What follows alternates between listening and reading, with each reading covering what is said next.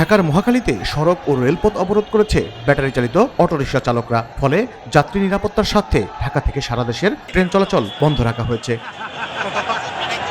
এদিকে আগারগাঁও, বছিলা, গাবতলী, মোহাম্মদপুর এবং ডেমরা এলাকায় বৃহস্পতিবার সকাল থেকেই সড়কে নেমে বিক্ষোভ করেছেন অটোরিকশা চালকরা। তাদের এই আন্দোলনের ফলে এসব এলাকার প্রধান সড়কে যান চলাচল প্রায় বন্ধ হয়ে পড়েছে। স্কুলগামী শিক্ষার্থী, অফিসগামী মানুষ সহ সব ধরনের যাত্রীরা এতে চরম দুর্ভোগের মধ্যে পড়েছেন।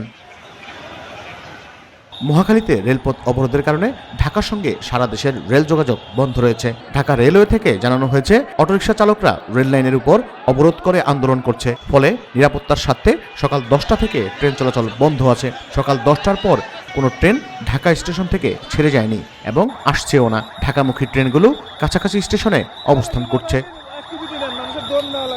এদিকে আগারগাঁওয়ে 4 রাস্তার মোড়ে শত শত ব্যাটারি চালিত রিকশা চালক সড়ক অবরোধ করেছেন। অটোরিকশা চালানোর দাবিতে তারা মিছিল করেছেন।